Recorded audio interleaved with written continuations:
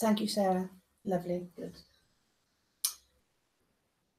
Prynawn da. Good afternoon to you. You're listening live to the Cybersecurity webinar.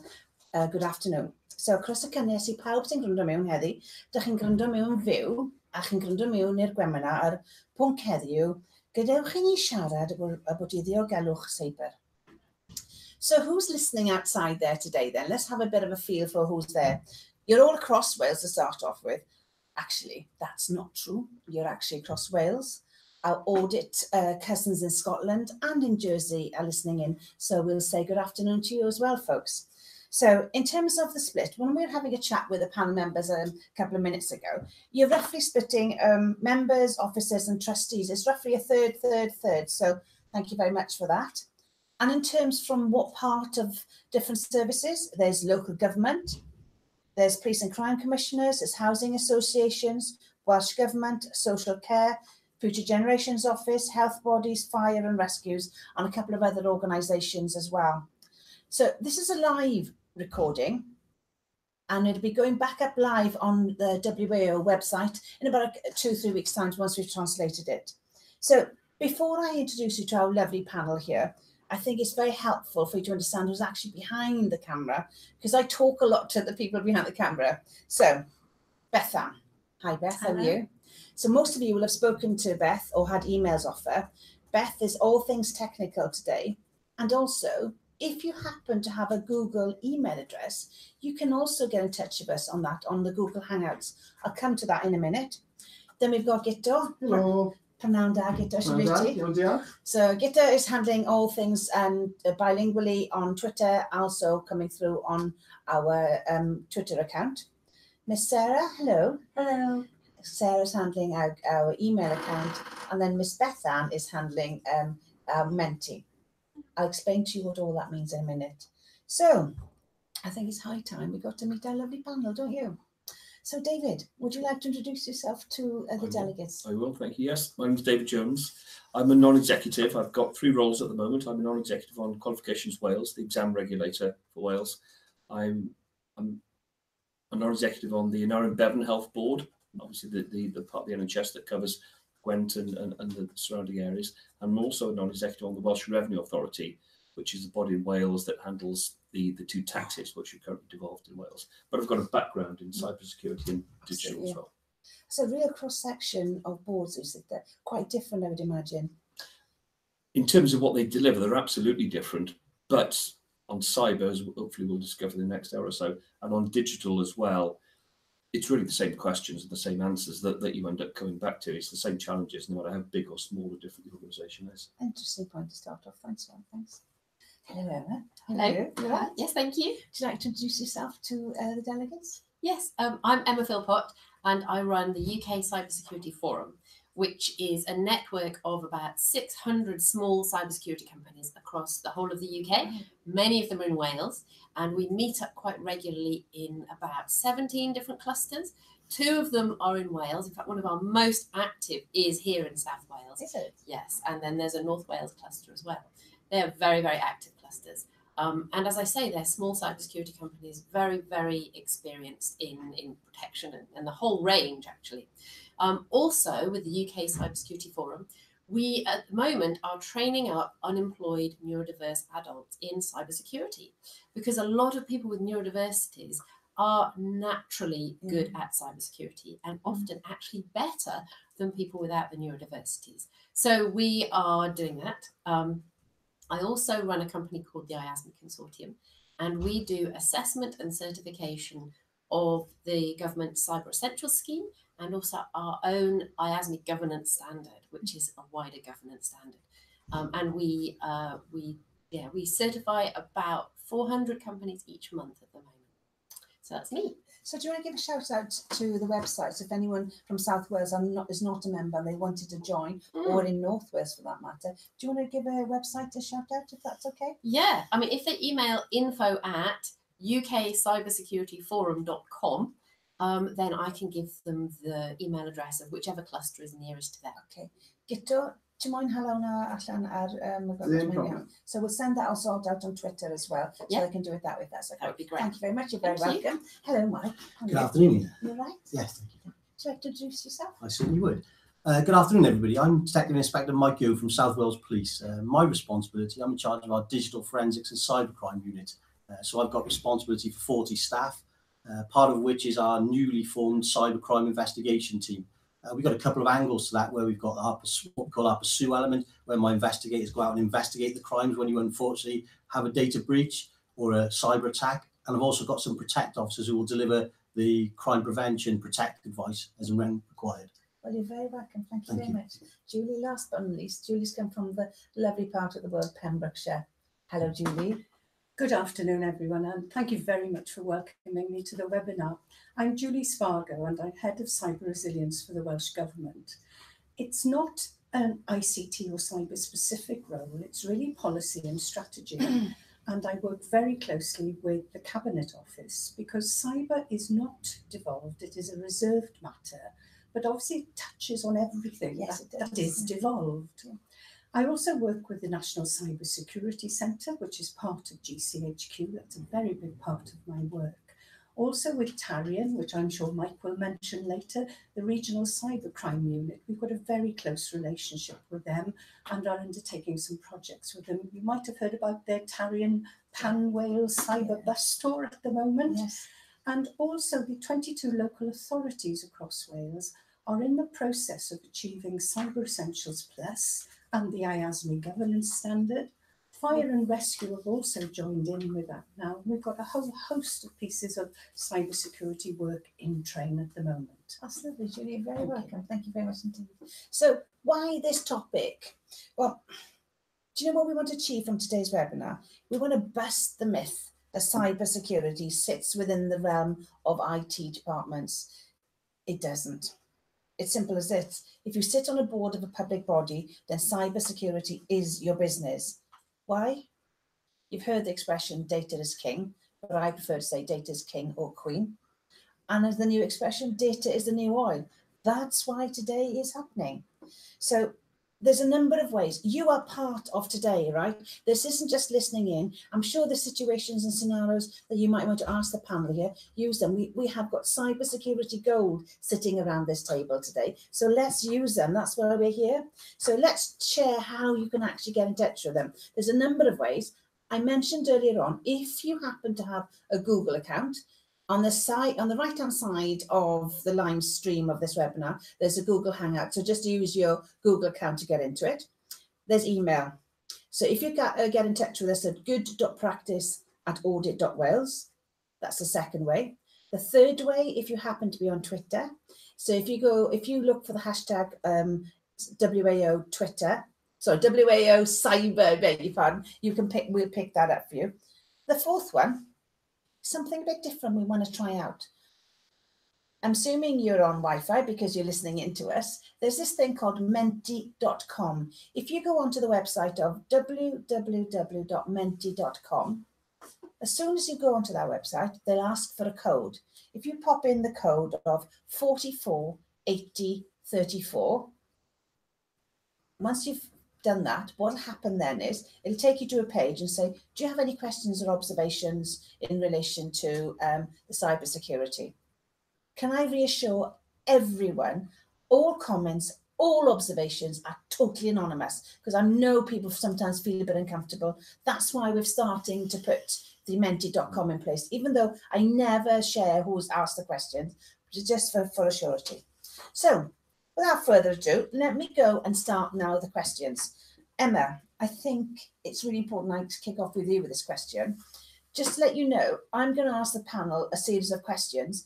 You can share questions, observations, anytime you like, right? And then the team will pass it on to us. By the way, if there's a question you have for a specific panel member, please say, oh, this is for Julie, or this is for Mike, this is for Emma, this is for David. Make sure, and I'll make sure that I'll address that question. So I'm going to ask them 4 questions. You post any questions or any observations or situations you might have at any time. So, Emma, without further ado, what do we mean by cybersecurity, and what is the relationship between cybersecurity and the role of the board member? Okay. I think cybersecurity can mean all sorts of things. It's often just a buzzword. People use it all over the place. But I think for this, it means the safety of the data in a company or in a public body, and keeping that and the information system safe. So I think in this webinar, that's what we mean. Okay. I think cybersecurity is essential for board members because it is associated with such a high risk, and it's a growing risk. I think it's very important for people to understand the risk and to make sure that you're happy that it's being managed in your public body. Yeah, it's a good starting point. It is essential. Every board member, isn't it? Yes. Okay, thank you. Julie, so wearing the hat of the Welsh Government, it's natural for me to come second to you to sort of share your thoughts on this, if that's okay. Thank you, yes. Perhaps I can slightly bore you with just two definitions of cybersecurity and cyber resilience, which are taken from the National Cybersecurity Strategy. That's a 5-year strategy. It's a UK-wide strategy, and it was published in 2016. I'm sure we can provide a link to that if people want to find it on the UK government website. Shall we get Gito to tweet that out, shall we? Please, that would be really helpful for listeners and webinar members. Cybersecurity is the protection of internet-connected systems to include hardware, software, and associated infrastructure, the data on them, and the services they provide from unauthorized access, harm, or misuse. This includes harm caused intentionally by the operator of the system, or accidentally, or as a result of failing to follow security procedures or being manipulated into doing so. So that's the standard definition that is used of cybersecurity. Okay. And the quick one on cyber resilience is the overall ability of systems and organisations to withstand cyber events, and where harm is caused, to recover from them, which I think is a really important thing for us to remember. Yeah, thanks for that. Thank you. Yeah, it's lovely. Okay, David. So you're wearing, again, everyone's wearing different hats. That's what I like about the panel here. Everyone comes from really different perspectives. That's a really sort of gives us a really understanding of the grounding of it. Thanks for that, Julie. Thank you. David. I think it might help to consider this question from the perspective of risk. So all boards clearly have got different types of risk that they need to be aware of. In a health context, obviously there's medical risk, there's patient care risk. Every board will have some degree of financial risk pertaining to the way they that they get in and they spend their money. But it's critical, I think, that you try and see cyber through the same risk lens that you view all other things. But that can represent a challenge on its own, because for so many board members, digital itself can seem to be unfathomable at times, and arguably cyber is an even slightly harder thing to get to. So my perspective always is to accept the fact that the board's going to have responsibility for risk, and that means today, sadly, cyber risk is just part of so many of the other risks that boards need to consider. What are you thinking about what the panel is saying so far, folks? Any thoughts, any observations? Do you want to share them with us? One of the things I've learned today, and I think is a really good idea, a number of you are listening in around a table with about 6 or 7 of you listening in, sharing. I think that's a really good idea rather than listening remotely, because you can get to chat and sort of share what people are and discuss what people are saying. So when in future webinars, we can say, why don't you get together as a group if you're in the same area to listen in and share thoughts? So thanks for doing that. I think there's a couple of people up in North Wales. I think Conwy are doing it. There's some people down in down south as well are doing it. I remember Conwy because I remember there's a large list of numbers, wasn't there? Okay, so Mike, this question about what does it mean and what's the relationship between cybersecurity and the board member? Do you want to share your thoughts on that? Yeah, I just felt that it should be an important part of the board meeting agenda. It just shows your staff that it means a lot to you and it's really critical. It shows where you're going to put your investment. You hold that high regard with your company. I've been into companies where they've had a cyber breach, and I can assure you the boardroom is not a comfortable place to be when there's a cyber breach, and the eyes of everybody are on that board then, and the accountability. So really important for me. Yeah, really I was feeling that I was putting myself in that position of being a board member, thinking, yeah, it is, and it would be, because the buck's meant to stop with the board member, isn't there? It is. Okay. One of the things I forgot to say, a number of people aren't able to listen in live, and they've shared some questions that they want us to ask panels. So if you've posted a question in live and you're listening to the recording, I will ask all the questions, I can assure you of that, because I think it's really important. If you've gone to the bother of sending us in a question, then I really, then at least we can do is actually pose that question. Julie, we had a bit of a chat beforehand about this one question that came in. Wow, the story that you're going to share blew everyone here in terms of, I'm going to go for the second question. Do you find that an organisation generally pays more attention to cybersecurity after they suffer an incident? Now, I love that question because you all went, well, yes, of course. But then Julie came with a response that we all went, oh, Lord, yeah, okay. So I'm going to ask you to share what you shared earlier with us about this, if that's okay. Take your time. Okay. Before getting into the nitty-gritty of that answer, can I just let you know that cyber is categorised in the UK as a tier 1 risk. That is the highest risk level of any of the sectors across the UK. And that is categorised in the national risk strategy. So I think it's worthwhile just mentioning that. We were talking about the question, as we said. You will all be familiar with the awful events that happened in Salisbury some while ago. One of the things... About 6 months, 8 months ago, wasn't it? I think, yes, it's almost a year, I think. Yes, it's a sort of Easter time, I think. Okay. Following on from that, the local authority there was suffering a cyber attack, which was sort of connected to the main incidents. It's now out in the public domain, and the actual incident has continued. It's still going on. They still haven't actually settled the whole thing and got all the systems back to normal.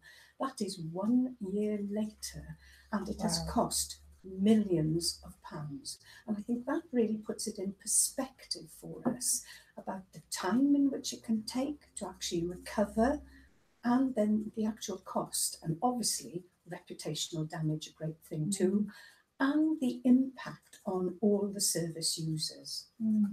So what you're saying there, I'm hearing this message of prevention is better than cure. Absolutely, it is. And we are very keen to promote within the Welsh Government that cyber is not seen as something tucked away in the ICT department, which is where it has tended to live. And it really is a corporate risk. It must feature on corporate risk registers and be seen at that level of seniority. Okay, that's a great message to end on that. Thanks on that. Emma, can I come to you to add on to that, if that's fine? Yes. Yeah. Yes. I really wanted to make the point that even small organisations who maybe think, well, we may not get the attention of criminals, so we'll be all right, is not the case. Lots and lots of small organisations actually get hit by random attacks, attacks that just get sent out there, and all it takes is one employee to click a link and you're hit. And a lot of it isn't reported. So a lot of people think, well, my neighbours, other people haven't been hit by cyber attacks, so it probably won't happen to me. But unfortunately, lots of people have. But it's embarrassing. It's very embarrassing to say, oh, yes, our company was affected by a cyber attack. And so they don't tell people, and it's not reported. So actually, the problem is much, much worse than people realise. And it's very easy to be an unsuspecting victim. Okay. We have a number of small audited bodies listening in today, town and community councils. We've got a number of sort of voluntary bodies as well. And so if you were to say, knowing that they're listening in, what sort of thoughts would you have to share with them in terms of getting them to think about the preventative angle of it? What would you be saying to them? Well, one thing I think that particularly small companies struggle with is there is no such thing as secure. Okay. So you can't be completely secure. It's just about trying to manage the risk and reducing the risk. But it's tempting to say, well, if I can't be secure, it's too difficult, let's not bother. But actually, even if you did have a data breach, and it's a horrible, horrible experience because, suddenly you don't know what's happening and it's really awful. People then look at what you had done. What had you put in place? If you've done nothing, that is the worst situation, because people just point the finger and they say, look at this, they've done nothing. If you've done your best, if you've found out about it, you put some things in place, maybe you've done a bit of staff training, people say at least they did their best, and they did their best, and therefore it's much less bad. Okay, thanks for that. Before I bring Mike in to talk about prevention angle, I'm saying to you folks, have you got any thoughts, any observations, anything you want to share? Again, anything you share, I share it totally anonymised. Please, I'm happy to share anyone's thoughts on what we've heard so far. Mike, I want to pick up on the preventative element here, because Julie's talking about, Emma's talked about sort of, it's much greater, the scale is much greater than we all recognise, because Emma was just saying that, you know, people just don't want to report it because they're embarrassed. What's the preventative angle on this? Well, I think the most important thing is there's a nationwide Protect network who can offer free advice, and free's got to be good for everybody. You know, there are officers and police staff who are going out and helping. There's so much resource available on the National Cybersecurity Centre website. You know, I use that to look at when I'm going out and speaking to people. I use that to prepare what I'm going to talk about. And there's lots of help and guidance and useful tools that boards can use, can talk them through their processes. And each police force in Wales has got Protect staff. Our regional teams are ROCUs, which are Tarian. What are ROCUs? Regional Organised Crime Units. Right. So let's give them a shout out then. Is there a website that we can so there's Tarian, the Tarian website. So Tarian is spelled Tarian. Yeah. And do you want to spell that out again? Because I think I might have added a letter in there. Tarian. Okay. Good test. I know. That's okay. And Titan is the regional organised crime unit that covers the North Wales police area. Fine. So, but each of those areas has got staff who will come out to you. We've developed we've got what we call a disruptions and decisions game, which is an analog Lego based game, believe it or not. And I've heard about it is really good, and board members can sit around and make decisions based on make financial decisions, understanding some of the risks that's involved. And that's free. We'll come out and do that with you. Okay, I have to make the offer now. Come on, board members who are listening in, I think you should invite, having Lego on a board is something a bit different. I'm not trying to, I'll come to you now if that's right. I'm not trying to sort of diminish Lego, but it has a role to play because it's a learning tool on that one. And they are trying to digitise it as well. So that is in progress with the University of South Wales. So. Okay, Julie? Thank you for that. It was just adding on really to what Mike was saying. There will be 2 free products. We are funding them as Welsh Government through Tarian and the University of South Wales. A fishing product which is due to be up and running in about a month's time, but we can make sure that you know and publicise that, and I'm sure Tarian will too. That's available free of charge to all organisations across Wales. 80% of cyber incidents are caused by phishing emails. The second one is the digitisation of the Lego game aimed at board members and more senior managers. And again, that'll be available in about a month's time. Definitely. That's really good to know that one is. And Tarian is Welsh for shield, isn't it? Yeah, I was just checking my thinking was right. So what perhaps Julie hasn't touched on is the cyber resilience bus that's been travelling Wales at the moment. I've seen it all over Twitter. It's just coming to the tail end of its tour now. It's in Pontypridd today, and it ends up in Cardiff on Friday. DCC Kelly from Gwent has been supporting it. That's right. And there's all our the Tarian Protect staff are on that bus, and you can access a whole range of Protect resources there. So for me, just to be clear, because I'm speaking on behalf of delegates listening in, if you're a public service in Wales, you can access what you've just shared now, just to be clear. Absolutely. 100%. Okay. David, as a board member, what's your thoughts on what you've just heard here? I was just reflecting on the NHS ransomware attacks, WannaCry that happened not that long ago, and just thinking about this question of what should you prepare for, what you should ask for. And before, back to your point about people changing behaviour after an attack, before that happened, I would suggest that nobody in the NHS bodies in Wales or England, probably anywhere else, would have expected a ransomware attack to hit the NHS. And Emma's point really that wasn't deliberate. It wasn't that somebody somewhere said, let's create a ransomware attack and let's target the NHS. Yeah. Although at the time that it was happening on that Friday afternoon, yeah, it felt like, because the NHS was suffering more than anything, it actually felt like it was a deliberate attack on the NHS. But it wasn't though. It was just a drive-by shooting almost. The NHS was an accidental victim. Okay. And even though the impact in terms of the number of computers that were infected in Wales was relatively low, the impact in terms of the service was still significantly high. So email was shut down as a preventative measure in Wales for 8 days. So for 8 days, there was no inbound or outbound email into the NHS. And that was done because we were still working out where the problem was, how we were getting protection, how we were patching the system, Now, I would suggest boards, particularly in health, but probably other places as well, are really quite aware and really understand the threat that can come from ransomware attacks. Okay. So we went from the point of not seeing that's a threat at all to having it very high on a risk register. Okay. And you can understand why that behaviour is what it is. But potentially, the next attack isn't going to be ransomware at all. No. It's going to come from somewhere different. Yeah. So that's a reflection on how, from a board perspective, you can set up a risk register. You can be as granular as you like in terms of where you think the risk might come from. Yeah. But cyber being such a nebulous and often changing animal, the attack could come from any different direction and it could come in a different form. Yeah. Julie, you want to come back in on this? Yes, it's just the sort of scale, type and scope of attack, really. State activists are extremely vigorous at present, as we all know. There are also very sophisticated gangs now of criminals, sometimes connected to state activity, sometimes not. They're very active and they are the ones who go after the sort of ransomware type attack.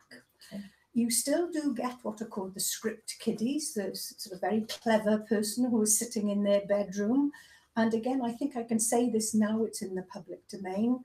There was someone in Llanelli who started off by hacking into their college, seiber, because they'd been chucked off the course. And they then affected the local hospital. By investigation of Tarian and other NCA, National Crime Agency, that person was linked to criminal gangs across the world, and they were actually attacking, using ransomware, chief executives of organisations in Canada and in Australia for multi-millions of pounds. Wow. And that's someone in Llanelli. Wow. So, Julie, thank you for that. I'm conscious of time, folks. I've got a couple more questions to pose you. I think I'm going to hold these questions until the second round. I think they're a bit more pertinent, if that's all right. I'm going to move on to the second question I'm going to pose to you now, if I may, panel. Mike, I'm going to come to you first, because people are not going to expect to hear what you're saying, and I think it's really important that we start the conversation on. So the question I'm going to pose to Mike and the rest of the panel is this.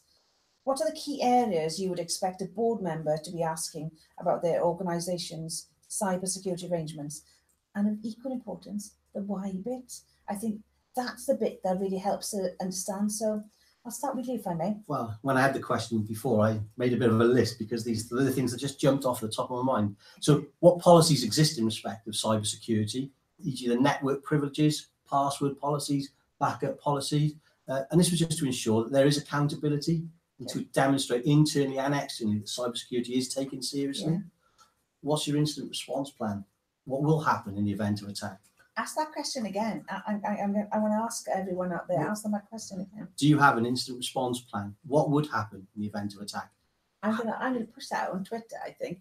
Gito, will you push that question out? Because I genuinely want to know the answer to this question, because I've seen some vague answers and people going,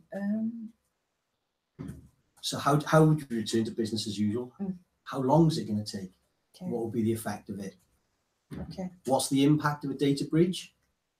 And what's the risk level related to the data you hold? How valuable is it? How useful is the data in the wrong hands? And the risk and the cost of a network failure? What dependencies of other organisations on the data that you hold or your critical systems help justify the requirement, the level of financial investment in this area? Wow. Just some things that I great starting point. I think what we'll do is the clip that Mike has just shared here. Beth, can we clip what Mike has said and just share it? We'll push it on YouTube. I have a couple of comments that's come through for you, Mike. It says, Mike, it'll be fab to experience the Lego on board. There's a couple of others coming through now.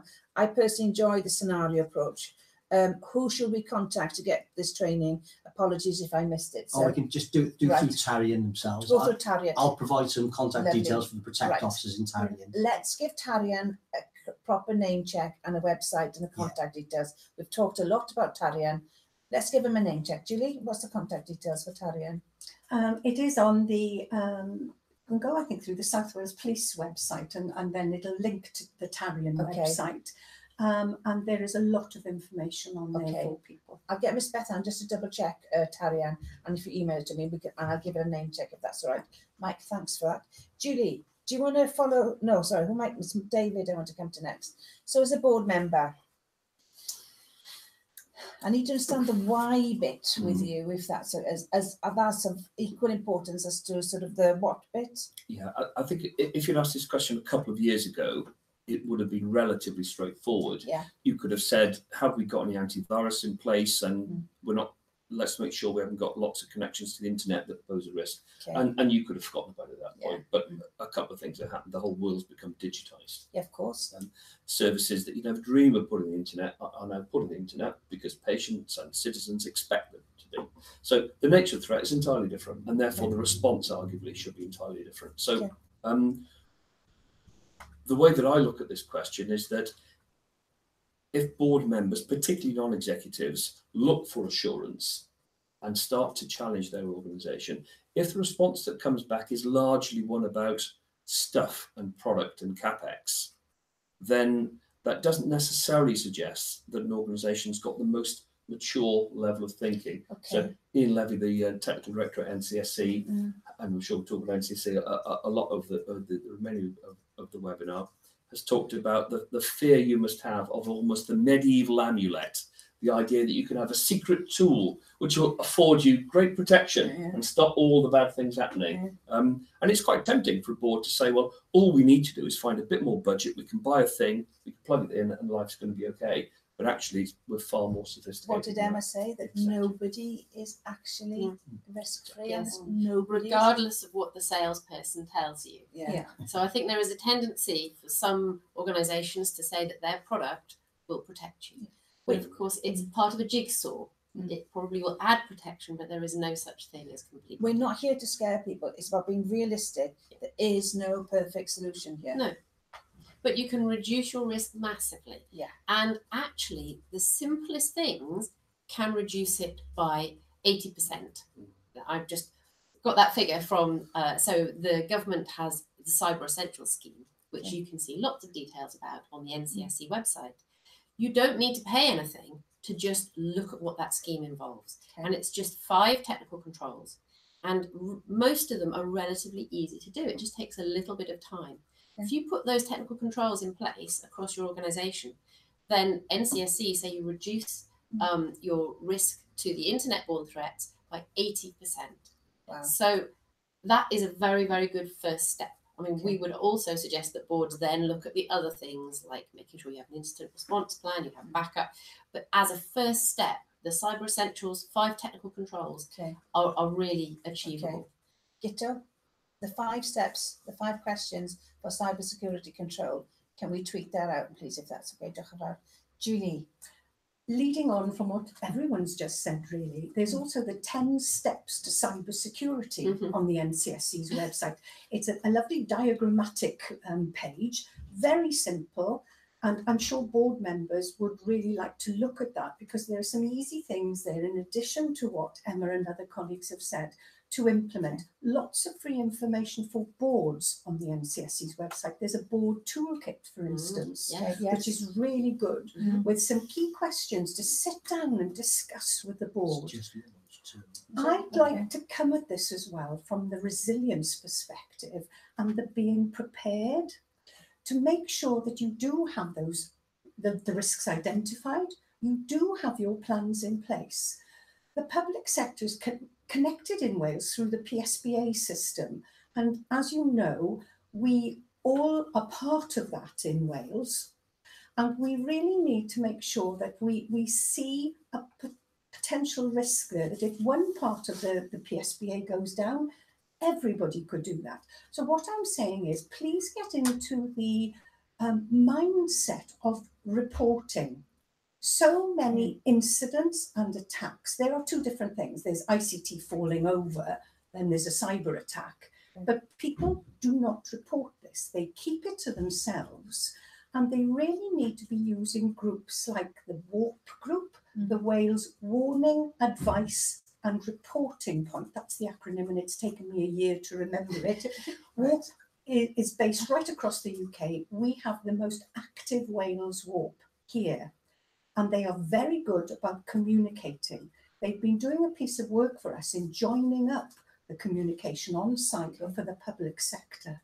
Okay, that's lovely. Should we give a shout out to, because I've never heard of the WARP before. So give me the full term for it, and then we'll push it out then on Twitter. Okay, it's actually NLA WARP is where I think you'll find it on a website. So maybe you could sort of promote that and identify that way. That's great. Yes.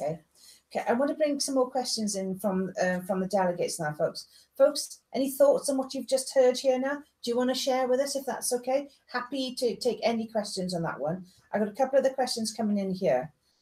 It's a fairly long question, so I'm going to read it slowly. Are any audited bodies fully aware of the potential substantial penalties under GDPR for information breaches that could arise from cybersecurity, and under the NIS directive for critical essential services that were unavailable, that could arise as a result of a cyber attack on resilience of health services, for example? Now, we got in touch with our good friends at ICO.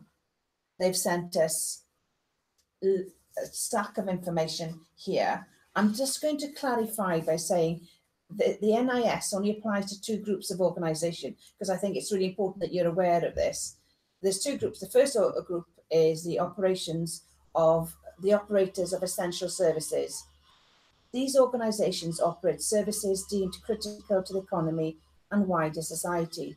They include critical infrastructure, and that's water, transport and energy, and other important services such as healthcare and digital infrastructure.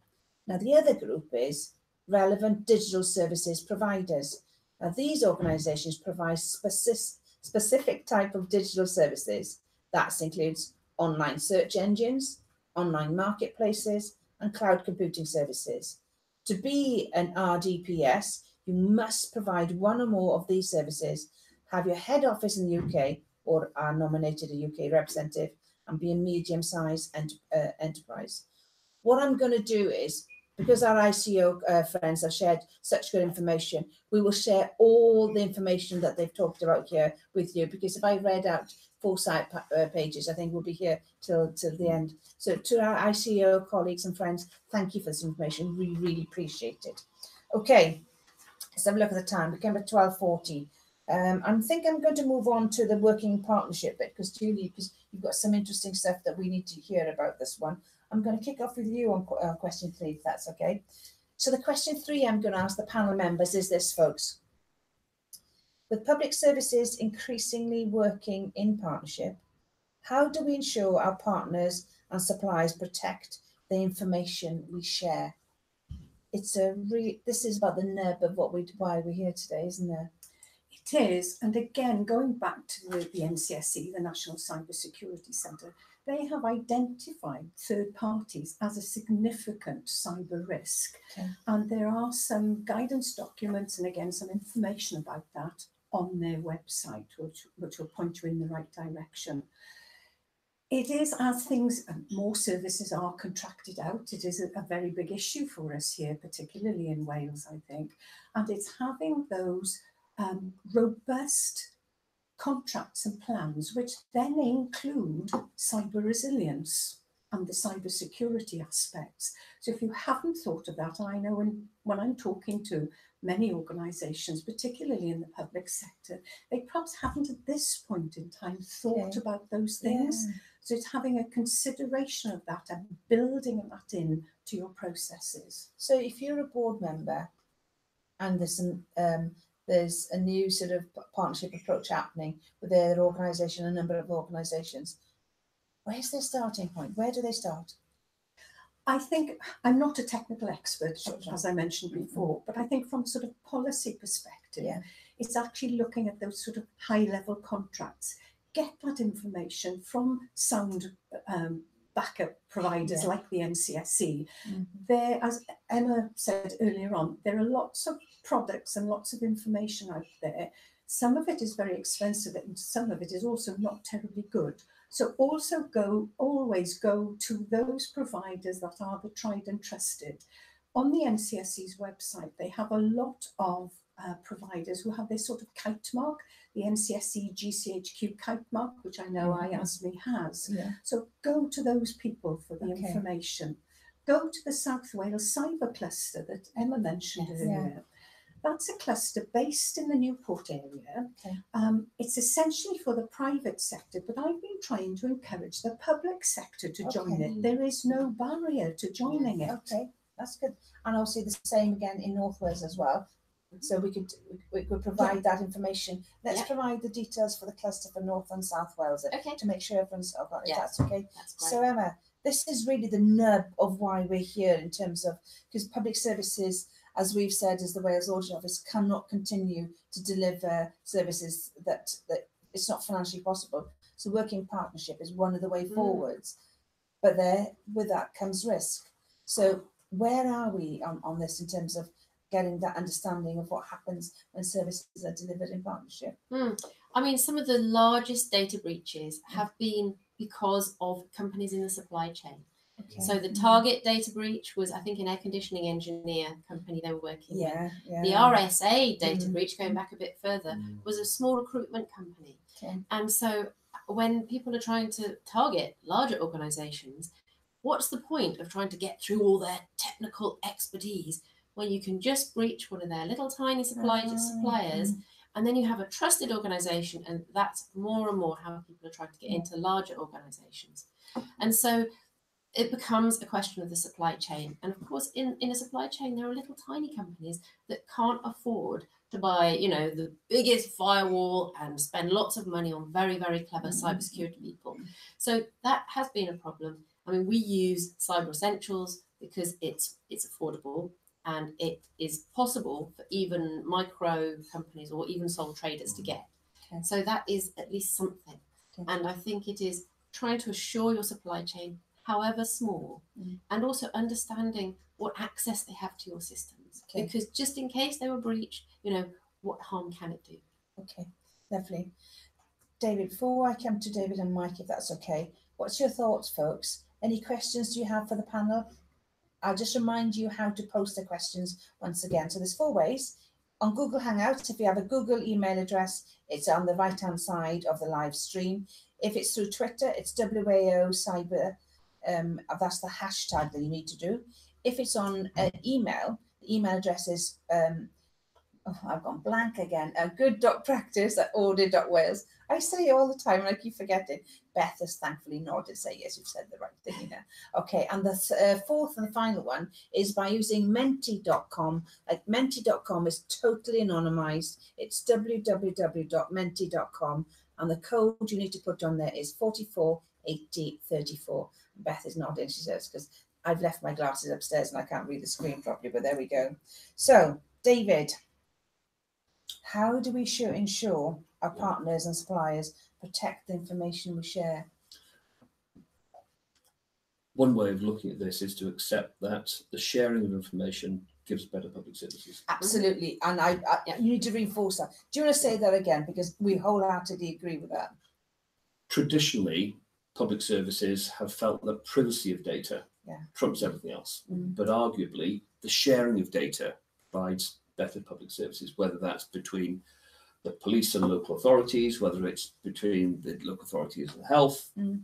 Everybody can benefit. And interestingly, in Estonia, if one part of the public service in Estonia asks you for some information as a citizen, and another part of the public services or government has already got that information, you can refuse.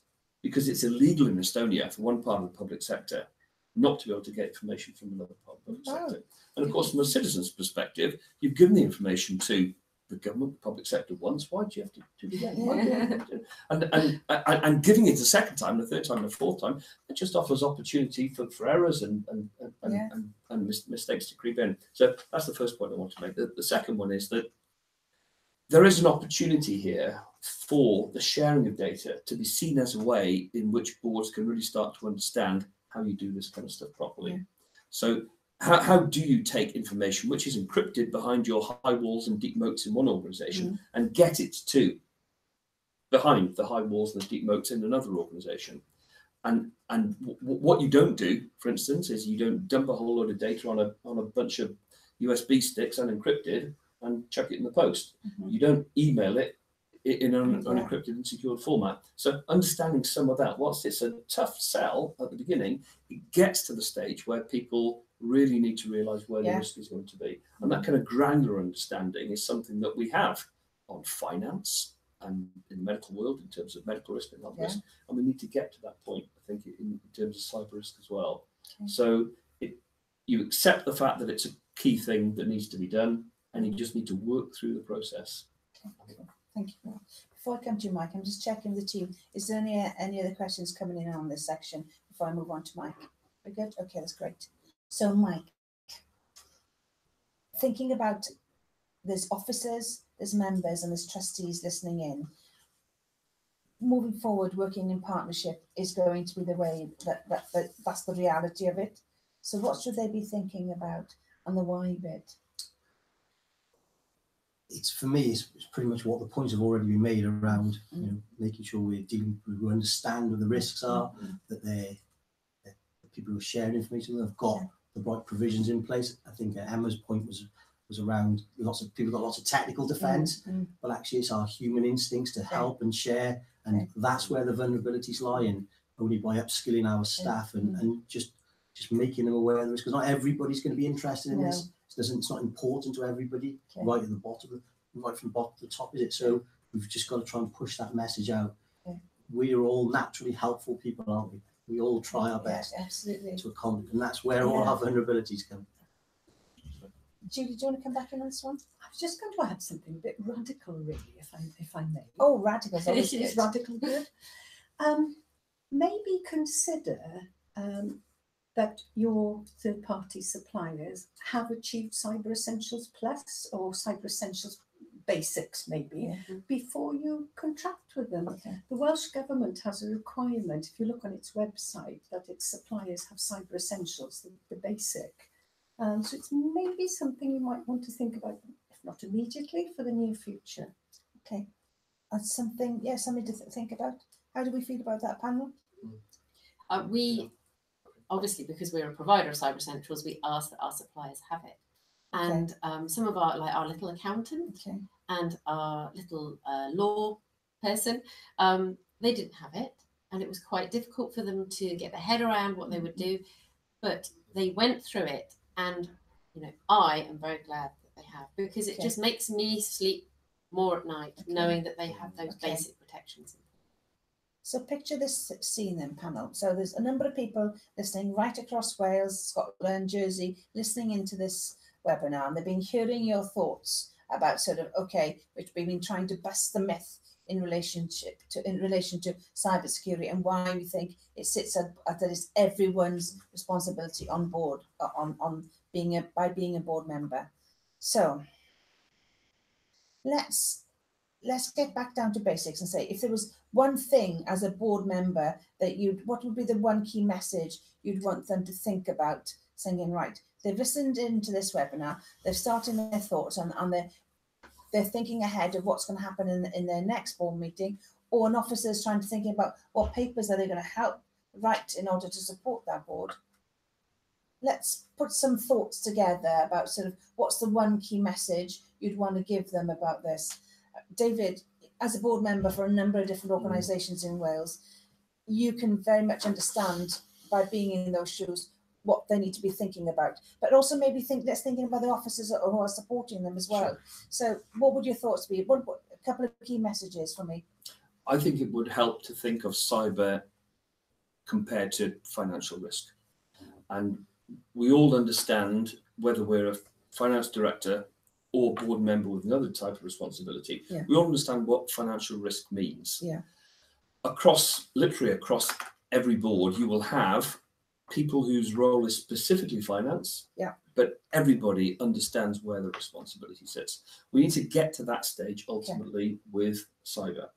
However, we've mentioned this a couple of times, haven't we? Cyber just really didn't exist 5-10 years ago. So it is not surprising that it can feel a little bit intimidating at times, particularly there's so much jargon that can be involved in cyber. So I would say that we need to expect boards to go through a learning process that could take some time, and parts of that are going to be slightly painful. The only other perspective I guess I would add on this is that, unlike financial risk, where once you understand what debt is and double entry bookkeeping and balance sheets are, once you get that grasp, you've kind of got it for good. And though those bits of jargon were the same 5 years ago and 10 years ago, will be the same 10 years in the future. Cyber in 10 years' time will be entirely different from where we sit now. And none of us know the shape that the cyber risk is going to be in. So in the same way that we need to achieve an initial level of base understanding, all board members, I think, needs to be aware that that change and learning is a continual process, which makes it different, arguably, from any other area of risk or governance. Thanks, Laura. Thanks very much. Appreciate that. Julie. Thank you. Leading on again from what David said, really, this is a new risk for boards, and I go to so many organisations, both public and private sector, and of all sizes. As I said earlier, it's still hidden away in the ICT department. Bring it out from there, bring it up to board level, train your board members, use the NCSE's free information for boards, use the Tarian digitised Lego game, have some training for the board members, get your risk registers, get your implementation plans, and think about the consequence management of this too. Well, there's some good thoughts. Thanks, Julie. Like, you know, first thing I can think of, it's probably a bit too late by the time my team come to you. Oh yes, true. My, so they wouldn't want to see you then, would they? No, and then you know, our objectives when we're in an organisation trying to investigate a crime can often feel quite invasive, quite hindering to the actual trying to put business back to usual. And you know, our objective is to try and identify some offenders or get some. What Julie said earlier on about Salisbury, a year later they're still experiencing. You don't want to be in that situation if you can prevent it. Don't. But feel confident in reporting matters to law enforcement, because nationally we've invested a lot of money. You know, I was at a conference recently where we talked about 6 years ago there were only 80 odd staff involved in cybercrime investigations across the UK. We're now up nearly around 1,000. Wow. So you know, so there's been a lot of investment in investigative. But that's not just actually the identifying offenders, that's the protect side, which we talked a lot about today. And you know, and of course it's going back to the resources. There are a lot of resources out there, you know, that are being pushed out, and they're all available for people to use. And I can encourage it more. Okay, thank you. Emma, I'm going to bring Emma in last now in terms of rounding it all up. So there's a lot of information being shared here today. What's the one key thing as a board member you'd want them to take away? Well, I think just make a start. Sometimes it can just feel overwhelming. There's so much jargon to get through. There's so many fears and so many people telling you different things, and it can just feel overwhelming, so that you just don't start. You think, oh, I'll do it another day when I've got more time. But I think that's the wrong thing to do. I think even if it's just a small step, start now. And then you'll find that if you take small steps, before you know it, you'll actually be quite far progressed. And I think, you know, just ask some questions to get started. And that's what I would suggest. That's a good place to start. Thank you. Thanks for that. Folks, we're trying something different today. You know, I told you that menti.com is a way for you to share your thoughts and questions. Some of the feedback that we've had from previous webinars is that people have listened to what's been going on, and then they've thought about questions after the event that they want to share. So we're piloting this. We're keeping the menti.com open now for about is it a week or 10 days, Beth? Week. It's a week. We're keeping it open for a week. So if you've got any thoughts, any questions, any observations following this, when you've shared it back with your teams or with colleagues on boards or with other trustees, and you want to share thoughts and observations, you can still do it for a week as of today. So just to remind you, the code you need to put in, it's unique to this webinar because the code changes for every event that we do. So if you go menti.com, and the code you need to use is 448034. So a couple of thank yous. Firstly, thank you to the team behind the camera. Really appreciate your help and support. Thank you very much. And folks, thank you to the panel, because without you, this wouldn't happen today. So diolch yn fawr, Julie. Diolch yn fawr, Mike. Diolch yn fawr, Emma. Diolch yn fawr, David. And thank you to you, folks. Thanks for taking the time to listen in. So this is Una Lloyd saying thank you very much on behalf of the Good Practice team of the Wales Audit Office. Ar rhan y tîm ymarfer da o Swyddfa Chwilio Cymru, dwi am dweud diolch yn fawr i chi, yn cymerwch amser. Hwyl fawr a diolch a prynawn da. Diolch yn fawr.